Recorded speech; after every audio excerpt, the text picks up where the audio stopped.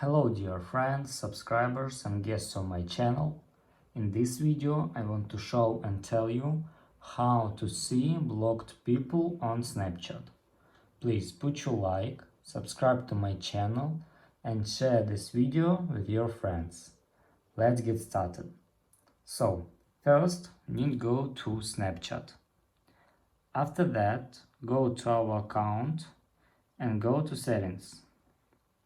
After that, scroll down and here you must find blocked users button. And here you can find all blocked users on your Snapchat account. And that's all. If you enjoyed this video and found it helpful, please put your like, subscribe to my channel, share this video with your friends and write good comments. Bye bye everyone, see you later.